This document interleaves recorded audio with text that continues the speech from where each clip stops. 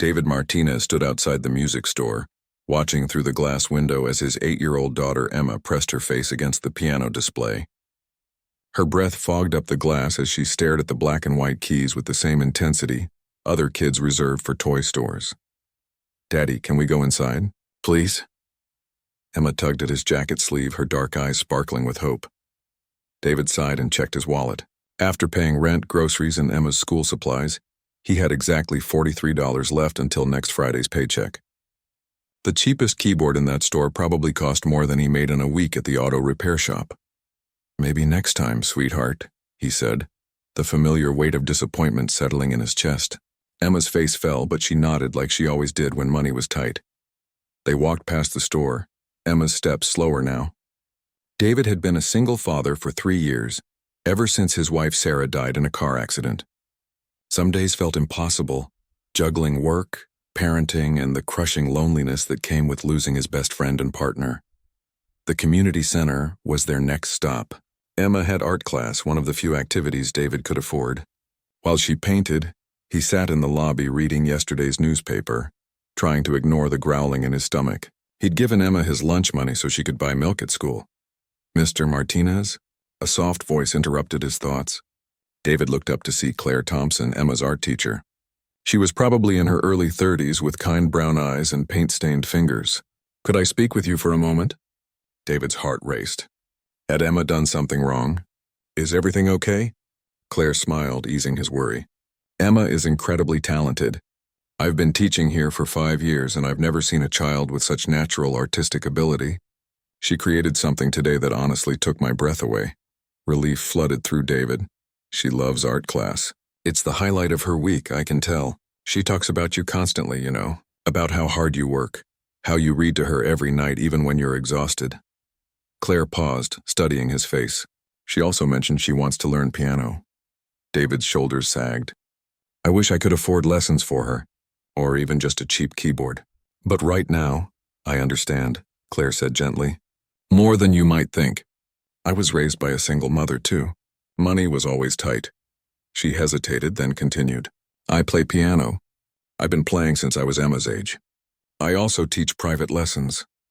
David felt heat rise in his cheeks. "I appreciate the offer, but I can't afford. That's not what I meant." Claire's voice was soft but firm. "I've been watching you and Emma for months. The way you are with her, the sacrifices you make. It's beautiful to see. I'd like to teach her for free." David stared at her, speechless. People didn't do things like that, not in his experience. There had to be a catch. "Why?" he asked finally. Claire looked through the window at Emma, who was carefully cleaning her brushes. "Because every child deserves a chance to discover their gifts, and because I think Emma might be special." "I can't accept charity," David said, though his heart was breaking even as he said it. "It's not charity. It's an investment." Claire met his eyes. "But I do have one condition." Here it comes, David thought. The catch. Claire smiled, a mischievous glint in her eyes. "If Emma can play Chopin after 6 months of lessons, you have to agree to let me take you both to dinner. A real dinner at a nice restaurant." David blinked. "That's your condition?" "That's my condition." Claire's cheeks turned slightly pink.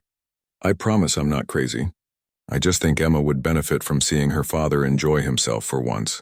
When's the last time you did something just for fun?" David couldn't remember. Since Sarah died, every moment had been about survival, about making sure Emma was okay. Fun felt like a luxury he couldn't afford. "Chopin is pretty difficult," he said slowly. "It is, but I have a feeling about Emma." Claire glanced at her watch. "Class is almost over. You don't have to decide now. Think about it." As if on cue, Emma burst through the classroom door, her painting clutched in her small hands. It was a picture of a piano with a little girl sitting at the bench, her father standing proudly beside her. "Look what I made, Daddy," Emma beamed. "It's you and me when I learn to play piano someday." David felt his throat tighten. He looked at Claire, who was watching Emma with genuine warmth, then back at his daughter's hopeful face. "Miss Thompson," he said quietly, "when can Emma start her first lesson?" Claire's smile could have lit up the entire building. "How about Saturday morning?" 10 o'clock? Emma looked confused, glancing between the adults. "Start what?" "Piano lessons, sweetheart," David said, his voice thick with emotion. Miss Thompson is going to teach you to play piano. Emma's painting fluttered to the floor as she launched herself into David's arms, squealing with joy. Over her shoulder, he caught Claire's eye and mouthed, "Thank you." Claire nodded, her own eyes suspiciously bright. Neither of them could have predicted how this simple arrangement would change all their lives forever. As they walked home, Emma chattered excitedly about piano lessons, her steps light and bouncy. David found himself smiling for the first time in weeks, though a small part of him wondered what he'd just gotten himself into. Chopin, he thought. How hard could it be? Saturday morning came faster than David expected. He and Emma arrived at the community center 15 minutes early, both nervous for different reasons. Emma bounced on her toes with excitement, while David worried about whether they were imposing on Claire's kindness. Claire met them in the small music room, her hair pulled back in a messy bun, wearing jeans and a sweater that made her look younger than her 32 years. Behind her sat an old upright piano, its wood polished to a warm shine. "Ready for your first adventure, Emma?" Claire asked, pulling out the piano bench. Emma nodded so vigorously David worried she might hurt her neck. She climbed onto the bench, her legs too short to reach the floor, and stared at the keys like they held the secrets of the universe. "First, let's learn about the piano," Claire said, settling beside Emma. "This is middle C. It's like the center of the piano's world. Everything else is built around it." David watched from a folding chair as Claire guided Emma through the basics. The way Claire explained things was magical. She made the piano sound like a living thing with its own language. Emma hung on every word. "Now let's try something fun," Claire said after 20 minutes of basic positioning. "Put your right thumb on middle C." Emma carefully placed her small thumb on the key and pressed. The note rang out clear and pure in the small room. "Beautiful," Claire clapped. "Now let's learn Twinkle Twinkle, Little Star." It uses just 5 notes. For the next half hour, David watched his daughter struggle and succeed. Her face scrunched in concentration as she slowly picked out the familiar melody. When she finally played it through without stopping, she turned to him with the biggest smile he'd ever seen. "Did you hear that, Daddy? I played a real song." "You sure did, sweetheart. It was perfect." After the lesson, as Emma ran ahead to the car, Claire walked beside David in comfortable silence. "She's a natural," Claire said finally. "I wasn't just saying that to be nice. Some kids fight the piano, but Emma seems to understand it instinctively." "How long do you think it'll take?" David asked. "Before she can play Chopin, I mean." Claire laughed, a sound that made David's chest feel warm.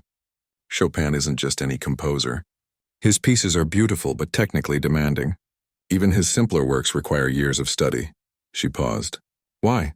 Are you already planning our dinner?" David felt his cheeks burn. "I just want to know what I'm getting into." "Well, I picked something achievable. There's a piece called Minute Waltz, though it actually takes longer than a minute to play. It's challenging, but not impossible for a dedicated student." "How much longer than a minute?" "About 2 minutes." "But David—" Claire stopped walking and turned to face him. "I need to tell you something. I didn't suggest this arrangement just for Emma." David's heart began to race. "What do you mean?" "I've been watching you for months. The way you are with Emma, the sacrifices you make without complaint. You're a good man, David Martinez, and I think you deserve someone to see that." Before David could respond, Emma came running back. "Daddy, you forgot to ask Miss Thompson about the piano." "What piano?" David looked confused. Claire smiled. "I was going to mention this after class. The community center is replacing this old piano. They're going to throw it away unless someone wants it. It's not in perfect condition, but it holds a tune." David stared at the upright piano visible through the music room window. "How much?" "Free, you just need to arrange transport and find space for it." David's mind raced. Their apartment was tiny, but he could move the couch, maybe push the dining table against the wall. "Emma could practice at home, really learn properly, but I don't have a truck and I can't afford movers." "My brother owns a moving company," Claire said casually. "He owes me a favor." David studied her face. "Why are you doing all this, really?" Emma was examining a butterfly that had landed on a nearby flower, giving them a moment of privacy. Claire took a breath. 3 years ago, I went through a difficult divorce. I felt like my life was falling apart. The community center job was all I had, and some days I wondered if anything I did mattered." She watched Emma with gentle eyes. Then I started teaching here and met families like yours. Parents who show up even when they're exhausted. Kids who find joy in small things. It reminded me why I became a teacher. She turned back to David. Emma brings light into my classes, and watching you with her, it gives me hope that good people still exist in the world. Claire, David struggled for words. You don't have to say anything. Just let me help. It's as much for me as it is for you and Emma. That evening, after Emma had fallen asleep clutching a beginner's piano book Claire had given her, David sat alone on his small balcony. His phone buzzed with a text from his brother in Texas. How are you holding up, man? Still think you should move back home? Mom would help with Emma. David had considered it countless times. His family had money, space, support systems. Emma could have her own room, piano lessons with professional teachers, opportunities David couldn't provide on his auto mechanic's salary. But looking back through the sliding door at Emma's sleeping form, at the small apartment they'd made into a home, he realized something had changed. For the first time since Sarah died, the future didn't feel like something to endure. It felt like something to look forward to. He typed back, We're good here. Really good. Sunday morning, Claire's brother arrived with a moving truck and 2 helpers. The piano, though old, was solid and beautiful. They maneuvered it into David's living room, where it dominated the small space like a gentle giant.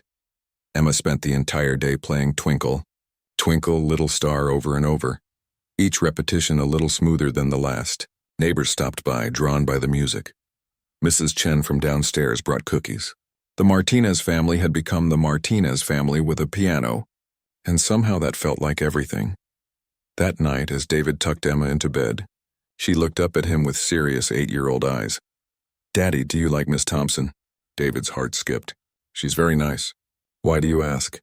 Because she looks at you the way you used to look at Mommy, like you think he's the most wonderful person in the world. David sat on the edge of her bed, amazed by his daughter's perception. What do you think about that? Emma considered this carefully. I think Mommy would want you to be happy, and I think Miss Thompson makes you smile more. What about you? How do you feel about Miss Thompson? I love her. She's teaching me to make music and she makes you less sad. Emma yawned. Plus, she said if I work really hard, maybe someday I can play music that makes people cry happy tears. As David turned off her light, Emma's voice came softly through the darkness. Daddy? I'm going to learn that Chopin song. Not just because of the dinner, but because I want to make you proud. You already make me proud, sweetheart, every single day. But as David settled into his own bed, he found himself wondering what it would be like to sit across from Claire at a nice restaurant, talking about something other than lesson schedules and Emma's progress.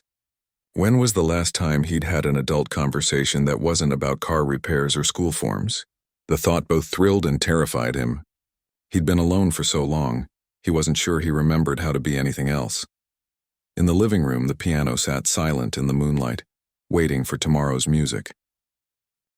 3 months into lessons, Emma's progress amazed everyone, including Claire. What started as simple melodies had evolved into more complex pieces.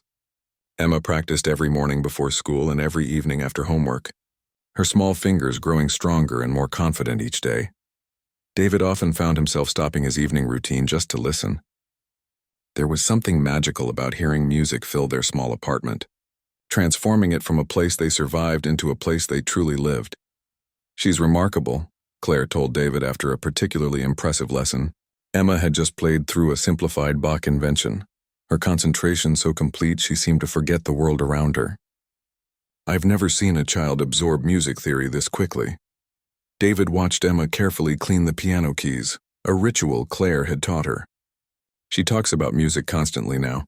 Yesterday she told me the washing machine plays in D minor when it's off balance. Claire laughed. She's developing perfect pitch. That's incredibly rare. Is that good or bad? It's a gift. Some of the world's greatest musicians have perfect pitch. Claire hesitated. David, I need to talk to you about something important. David's stomach tightened. What's wrong? Nothing's wrong. It's just, Emma is ready for more advanced instruction than I can provide. She needs a real conservatory teacher, someone who specializes in developing young talent. The words hit David like a physical blow. You're firing us?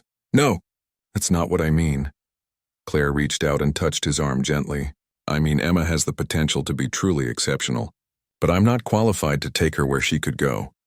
David pulled away, his pride stinging. I can't afford a fancy teacher, Claire. You know that. That's not what this is about. It's about Emma's future. There's a teacher at the university, Professor Martinez, no relation, I checked. She works with gifted children. She might be willing to take Emma on scholarship. Scholarship? David's voice sounded hollow even to himself. Programs exist for talented kids from families who can't afford private instruction. Emma could qualify. David looked through the practice room window at his daughter, who was now attempting to play a piece with both hands, her face scrunched in adorable concentration. The idea of losing this, their Saturday mornings, Claire's gentle encouragement, the growing friendship between all three of them, made him feel sick. I need to think about it, he said. That evening, Emma noticed his distraction immediately. She'd inherited her mother's ability to read his moods like weather patterns. What's wrong, Daddy? You seem sad. David was folding laundry on the couch while Emma practiced scales. The domestic scene felt precious suddenly, fragile. Miss Thompson thinks you're really talented. She wants to help you find a better teacher. Emma's hand stilled on the keys. Better than Miss Thompson? Someone with more experience teaching advanced students. Emma turned around on the bench to face him fully. Would I still see Miss Thompson? I don't know, sweetheart. But what about our deal? The Chopin song and the dinner? David had almost forgotten about Claire's original condition. In 3 months, it had become less about a playful bargain and more about what? He wasn't sure exactly, but the thought of Claire sitting across from him at a restaurant had evolved from terrifying to something he genuinely looked forward to. We'll figure it out, he said, not meeting Emma's eyes. The next week, Claire arranged a meeting with Professor Martinez. The university music building intimidated David immediately. All marble hallways and important-looking people carrying instrument cases that cost more than his car. Professor Martinez was a woman in her 60s with silver hair and sharp, intelligent eyes. She listened to Emma play for 15 minutes, occasionally asking her to repeat sections or try different interpretations. Exceptional, she pronounced finally. Claire was right to bring her to me. Emma beamed at the praise. But David felt increasingly out of place in the ornate practice room with its grand piano and walls lined with photographs of famous musicians. Emma would fit well into my Saturday program for gifted young musicians, Professor Martinez continued. It's intensive, 3 hours every Saturday plus daily practice requirements and monthly recitals. How much does it cost? David asked, though he dreaded the answer. For Emma, nothing. The Steinberg Foundation sponsors talented children from underprivileged backgrounds. Emma would be perfect for the program. David bristled at underprivileged but forced himself to stay quiet. This was about Emma's future, not his pride. There's just one requirement, the professor continued. Parents must commit to supporting their child's musical education fully. That means ensuring practice time, attending recitals, and eventually considering competitive programs and summer intensives. What kind of summer intensives? David asked. Music camps, usually 4 to 8 weeks. Some of the best are in other states. The foundation provides scholarships, but parents need to be supportive of their child's artistic development. 8 weeks. David imagined Emma gone for 8 weeks pursuing a world he knew nothing about, surrounded by people who understood music in ways he never would. On the drive home, Emma was unusually quiet. What did you think? David asked finally. She's very smart, Emma said carefully. But she's not Miss Thompson. Miss Thompson wants what's best for you, sweetheart, I know. But Daddy? Emma looked out the window at the familiar neighborhoods they were driving through. I don't want to stop seeing Miss Thompson. She's our friend. That evening, after Emma was asleep, David called Claire. He hadn't planned to, but found himself dialing her number before he could overthink it. How did the meeting go? She asked immediately. She wants Emma in her program. Full scholarship. That's wonderful. David, do you realize what an opportunity this is? David sat on his balcony, looking out at the apartment complex playground where Emma had learned to ride her bike, where she'd made friends with the other kids whose parents worked multiple jobs just to make rent. Claire, can I ask you something honestly? Of course. If Emma gets serious about music, if she goes to these camps and competitions, she'll outgrow this world pretty quickly. She'll outgrow me. Claire was quiet for a long moment. David, you're her father. She'll never outgrow you. You know what I mean. I fix cars for a living. I never went to college. I don't know anything about classical music or the kind of life you're talking about. You know about love. You know about sacrifice and dedication and showing up every day. Those things matter more than music theory. David wanted to believe her, but doubt gnawed at him. What if I hold her back? What if you don't give her the chance to find out what she's capable of? After he hung up, David sat in the darkness for a long time. Through the sliding door, he could see the piano in their living room, Emma's music book stacked neatly on top. 3 months ago, his biggest worry was whether Emma would be happy with free art classes and library books. Now he was making decisions that could shape her entire future. His phone buzzed with a text from Claire. For what it's worth, I think you're the bravest person I know. And Emma thinks you hung the moon. That's not going to change no matter how well she plays piano. David stared at the message for a long time. Then, for the first time in years, he allowed himself to imagine a different kind of future. One where he wasn't just surviving but actually building something beautiful with his daughter. Maybe even with Claire. But first he had to make a decision that could change everything. David made his decision on a Thursday morning while watching Emma practice before school. She was working on a piece by Mozart, her small hands moving with growing confidence across the keys. When she finished, she turned to him with that radiant smile that made everything else fade away. I'm getting better, aren't I, Daddy? You're getting amazing, sweetheart. Good, because I want to play that Chopin song perfectly. Miss Thompson showed me the music yesterday and it's really hard, but I think I can do it. That evening, David called Professor Martinez and enrolled Emma in her program. Then he called Claire to tell her the news. I'm so proud of you, Claire said, and David could hear the genuine emotion in her voice. This wasn't an easy choice. I keep wondering if I'm doing the right thing. David, can I tell you something? My parents were both factory workers. When I wanted to study music, they were terrified. They didn't understand that world either, but they trusted me, and they trusted that love would be enough to help me navigate whatever came next. Were they right? I'm here, aren't I? Teaching music, living a life I love. Their support meant everything, even when they couldn't understand the details. David felt some of the tension in his chest ease. Thank you. For everything. We're not done yet, Claire reminded him. Emma still has to play Chopin for our dinner date. The word date hung in the air between them, loaded with possibilities neither had quite acknowledged yet. Emma's first Saturday at the university was an adventure. The program brought together 12 children aged 8 to 16, all with exceptional musical talent. Emma was the youngest, but she held her own during the group theory session and individual practice time. David spent those 3 hours in the campus coffee shop, reading and trying not to worry. When he picked Emma up, she was chattering excitedly about new techniques she'd learned and friends she'd made. There's a girl named Sophie who's 13, and she plays violin like an angel. Daddy. And Marcus is only 10, but he can play jazz piano and make it up as he goes along. As weeks passed, Emma thrived in the program while continuing her regular lessons with Claire. The arrangement worked perfectly.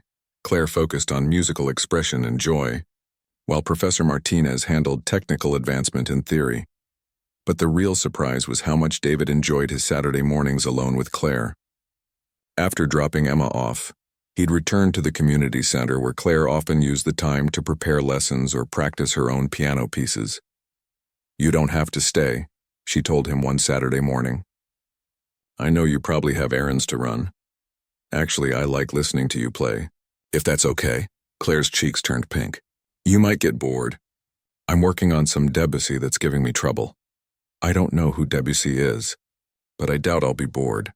So David began spending Saturday mornings in the community center music room, reading or just listening while Claire practiced. Sometimes they talked between pieces, about Emma's progress, about David's work, about Claire's dreams of someday performing professionally again. You used to perform? David asked one morning after Claire had played something hauntingly beautiful. Before my divorce, yes, I had started building a small career as a solo pianist, but when my marriage fell apart, I lost my confidence along with everything else. Do you miss it? Claire's hands rested quietly on the keys.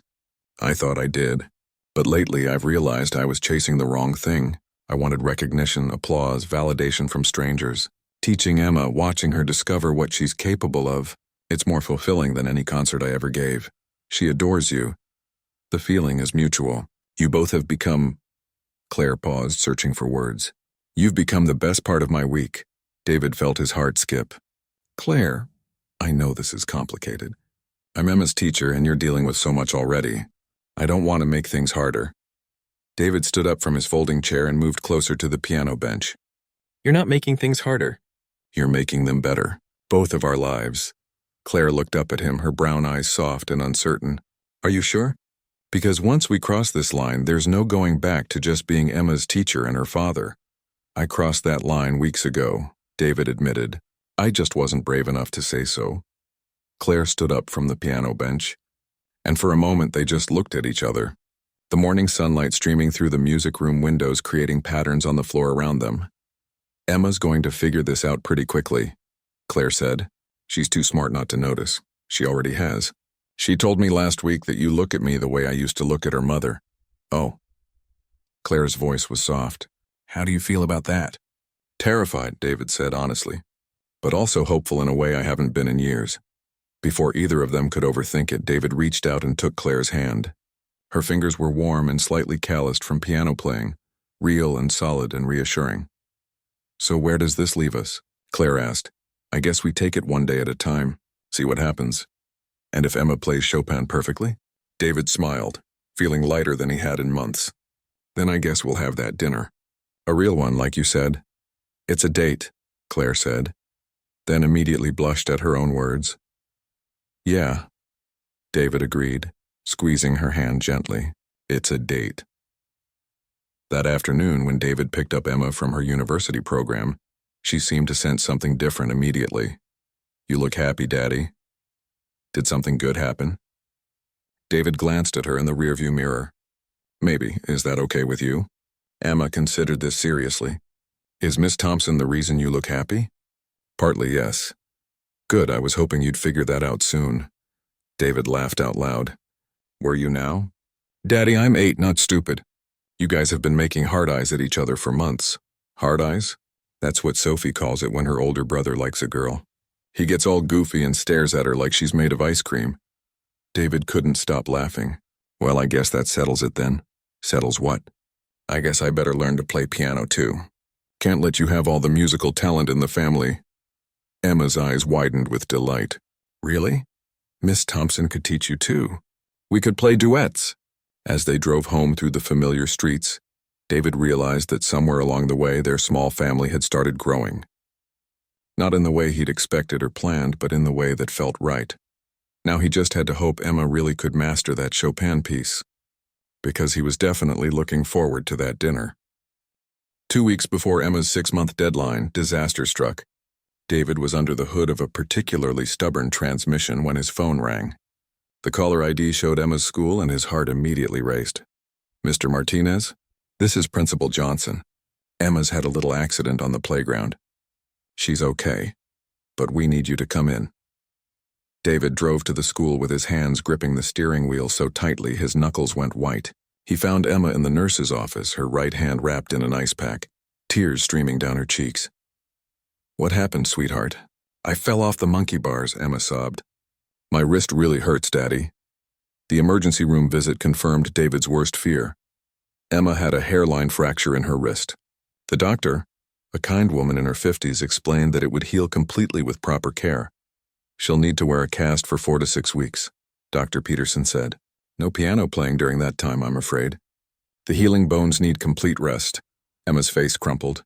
But my Chopin piece. I was almost ready. David's heart broke watching his daughter's dreams crumble. 6 months of work, hours of practice, the joy she'd found in music. All put on hold because of a playground accident. That evening, Claire came over with soup and homework from Emma's art class. Emma sat on the couch, her bright pink cast propped on pillows, still crying intermittently. I was so close, Miss Thompson. I could play the whole piece, just needed to get the fast part smoother. Claire sat beside Emma and pulled her gently into a one-armed hug. Injuries heal, sweetheart. Your talent isn't going anywhere. But what about our deal? Daddy won't get his dinner now. Claire and David exchanged glances over Emma's head. Don't worry about that right now, Claire said softly. After Emma went to bed, Claire and David sat at his small kitchen table with cups of coffee that had gone cold while they talked. She's devastated, David said. I haven't seen her cry like that since the first year after Sarah died. Music has become such a huge part of her identity. This feels like losing a piece of herself. David rubbed his tired eyes. Maybe this is a sign. Maybe I was pushing her too hard, expecting too much. David, no. This was an accident. Kids fall off monkey bars every day. But what if she loses interest? What if by the time the cast comes off, she's moved on to something else? Claire reached across the table and covered his hand with hers. Have you ever known Emma to give up on something she truly loves? David thought about his daughter's determination to learn to ride a bike, how she'd practiced every day after school until she could do it perfectly. Her dedication to reading every book in her elementary school library. Her insistence on making him breakfast every Sunday morning, even when the pancakes came out lopsided. No, he admitted, she's the most determined person I know. Exactly. This is a setback, not an ending. 3 weeks into Emma's recovery, something unexpected happened. Unable to practice piano, Emma became obsessed with music theory. She checked out books from the library about composers, analyzed sheet music she couldn't play, and even started composing her own simple pieces by writing notes on paper. Look, Daddy, she said one evening, showing him a piece of notebook paper covered with carefully drawn musical notes. I wrote a song for you. It's called My Hero, Daddy, and it's in C major because that's a happy key. David stared at the handwritten music, amazed. You can write music now? Miss Thompson taught me about composition. I can't play it yet, but I can hear it in my head. The next day, Claire played Emma's composition on the community center piano, while Emma conducted with her good hand. The melody was simple but genuinely beautiful, with a sweetness that brought tears to David's eyes. She wrote this? He asked Claire quietly. Every note. David, this is what real musicians do. They hear music in their minds, not just in their fingers. Emma's injury might actually be helping her develop as a complete artist. When Emma's cast finally came off after 5 weeks, David worried she might have lost her muscle memory or her passion. Instead, she sat at their old upright piano and began to play with a maturity and expression that hadn't been there before. Her fingers moved carefully at first, reacquainting themselves with the keys. But within minutes, she was playing scales with the same confidence as before. More importantly, when she played simple pieces, there was a deeper understanding in her interpretation. It's like she spent 5 weeks thinking about music instead of just playing it, Claire observed after Emma's first lesson back. Her phrasing is more sophisticated, her dynamics more intentional. Emma dove back into the Chopin Minute Waltz with renewed determination. The piece that had seemed nearly impossible 6 months ago now felt within reach. She practiced morning and evening, her small hands growing stronger and more nimble each day. But David noticed something else changing too. Emma had become protective of her practice time in a way that surprised him. I can't go to Sophie's birthday party on Saturday, she announced one evening. I need to practice. The waltz isn't perfect yet. Sweetheart, you've been working so hard. One afternoon off won't hurt. Emma shook her head firmly. I made a promise. And besides, I want to play it perfectly for you and Miss Thompson. David realized his daughter had developed something beyond talent or determination. She had developed artistic integrity, the understanding that excellence required sacrifice and that some goals were worth pursuing with single-minded focus. 2 weeks later, on a Saturday morning that felt charged with anticipation, Emma announced she was ready. I want to play the Chopin piece for you today, she told David over breakfast. The whole thing without stopping. David's heart hammered as he called Claire. She says she's ready. Are you ready? Claire asked, and David knew she wasn't just talking about the music. I think so. They met at the community center an hour later. Emma wore her favorite dress, navy blue with small flowers, the one she saved for special occasions. She sat at the piano bench, adjusted her posture the way Claire had taught her, and placed her hands on the keys. This is Chopin's Minute Waltz, she announced formally. I dedicate this performance to my daddy, who worked so hard to give me everything I need, and to Miss Thompson, who taught me that music is a language of the heart. Then she began to play. The opening notes cascaded like water, Emma's right hand dancing through the famous melody, while her left hand provided the steady waltz rhythm. David held his breath as she navigated the technical passages that had frustrated her for months. Halfway through, at the section that had always given her trouble, Emma's playing became even more confident. Her fingers flew over the keys with precision and grace, the music pouring out of her like it had been waiting inside all along. When she reached the final measures, building to the triumphant conclusion, David felt tears streaming down his cheeks. This wasn't just his 8-year-old daughter playing piano anymore. This was a musician sharing her soul with the world. The last note hung in the air for a moment before Emma turned around on the bench, her face glowing with accomplishment and joy. "I did it," she whispered. "I really did it."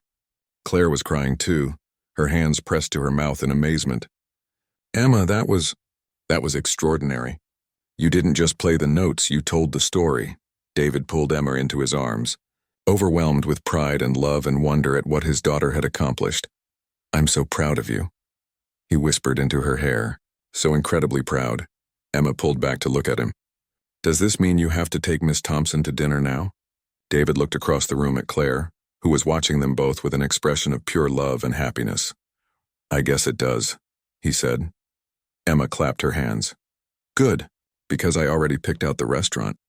Mrs. Chen says Bellacino's has the best pasta in the city, and they have a kids' menu in case you want to bring me along." Claire burst into laughter. "Are you inviting yourself to our date, Emma Martinez?" "Well," Emma said, suddenly looking shy, "I thought maybe it could be our first dinner as a family, if that's okay with everyone." David felt his heart expand so much he thought it might burst. He looked at Claire, raising his eyebrows in question. "What do you think? Ready to make this official?" Claire crossed the room and sat on the piano bench next to Emma, pulling them both into her arms. "I've been ready for months," she said. "I was just waiting for you two to catch up." As they sat together in the music room, surrounded by the lingering echoes of Chopin and the promise of a future none of them had dared to imagine 6 months ago, David realized that sometimes the most beautiful music isn't played on instruments at all. Sometimes it's just the sound of people choosing to love each other, one note at a time. The dinner at Bellacino's turned into the most perfect evening any of them could have imagined. Emma wore her special dress again and insisted on ordering something she'd never tried before: chicken, parmesan, while David and Claire shared stories and laughed over wine and pasta.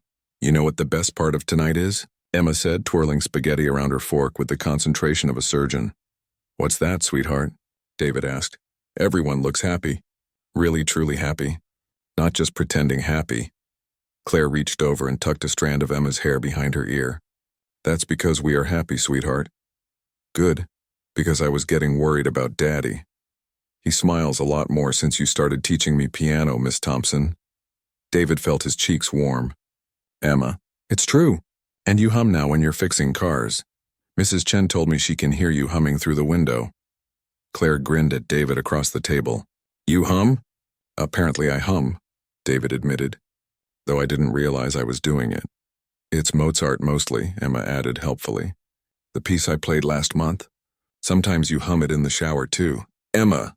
David laughed, embarrassed but not really minding. 3 months after that dinner, David did something that shocked everyone, especially himself. He signed up for adult beginner piano lessons with Claire. "I can't let Emma be the only musician in the family," he explained to his co-workers at the auto shop, who teased him mercilessly about going soft.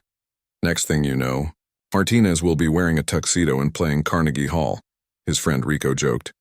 But David found he genuinely loved learning piano. His large, calloused hands moved clumsily over the keys at first, but Claire was a patient teacher, and Emma was an enthusiastic cheerleader. "Daddy, you're getting really good," Emma would say after his practice sessions. "Soon we can play duets." The real shock came 6 months later, during Emma's first recital with Professor Martinez's program. Emma was scheduled to play a Chopin nocturne, more advanced than anything she'd attempted before. The university recital hall was intimidating, filled with parents in expensive clothes and children who looked impossibly sophisticated for their ages. David felt underdressed in his one good suit, but Claire squeezed his hand reassuringly. "She's going to be wonderful," Claire whispered as they found their seats. Emma appeared on stage looking tiny behind the concert grand piano. She adjusted the bench, positioned her hands, and began to play. The nocturne was beautiful and melancholy, requiring both technical skill and emotional maturity to interpret properly. As Emma's fingers found their way through the complex passages, David realized he was witnessing something extraordinary. His daughter wasn't just playing music.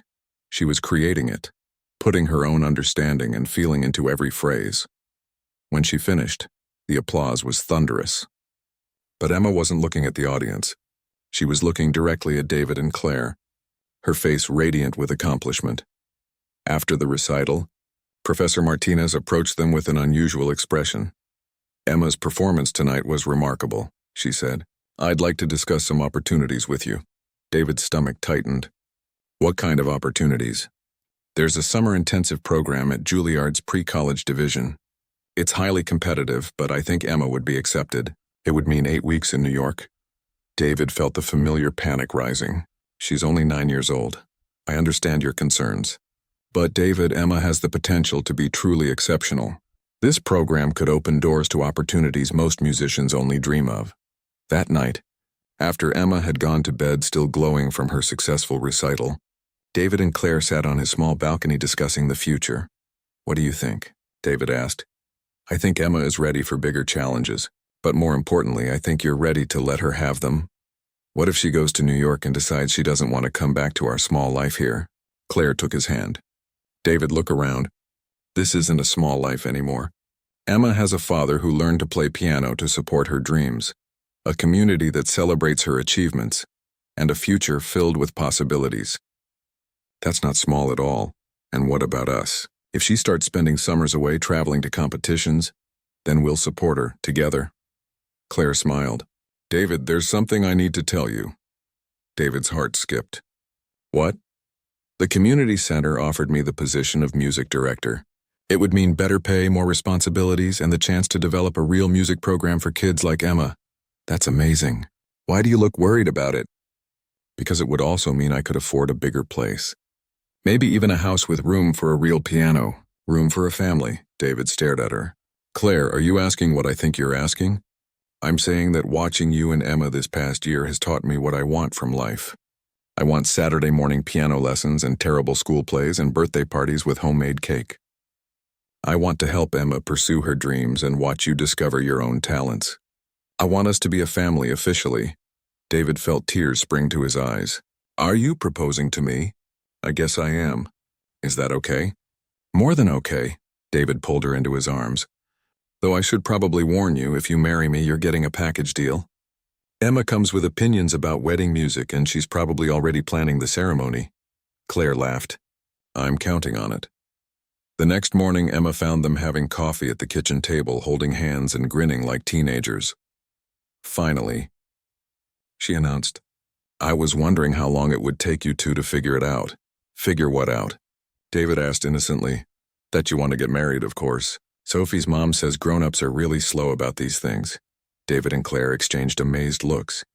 "How do you feel about that?" Claire asked carefully. Emma considered this with her usual seriousness. "Well, I've been thinking about it for a while. If you marry Daddy, does that mean you'll be my mom?" "I'd like to be, if that's okay with you." "I think my real mom would have liked you," Emma said. "And I think she'd want Daddy to be happy. Plus, you already know all my favorite songs." 6 months later, they had a small wedding in the community center's main hall. Emma played the wedding march on the old upright piano, her performance bringing tears to everyone's eyes. During the reception, David surprised Claire by playing a simple piece he'd learned just for her. Claire de Lune, Debussy's Moonlight. "I thought you didn't know who Debussy was," Claire whispered as he played. "I've been studying," David whispered back. Emma, now 10 and even more accomplished, continued to thrive in her musical studies. She was accepted into the Juilliard summer program, and though David worried constantly during those 8 weeks, Emma returned home more mature and confident than ever. "I learned so much, Daddy," she told him on the drive from the airport. "But I also learned something else. I learned that the most important thing about music isn't how perfectly you can play it. It's who you get to share it with." "What do you mean?" "I mean, I played for lots of people in New York, and they all clapped and said nice things.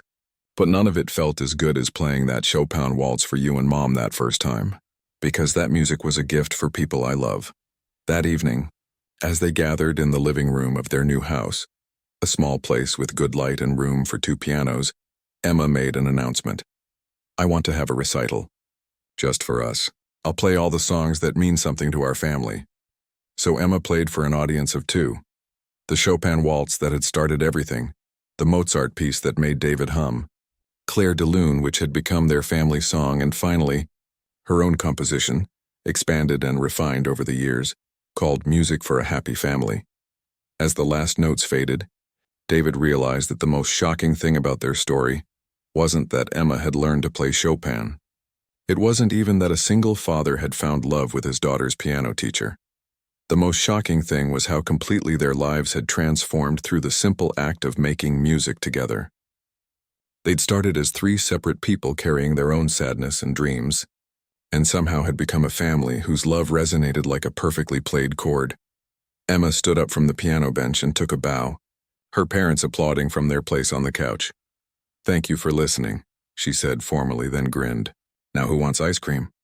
And as they headed to the kitchen together, their laughter mixing with the lingering echoes of Emma's music, David thought about how some of the most beautiful surprises in life come not from grand gestures or dramatic moments, but from the quiet daily choice to say yes to love, one note at a time.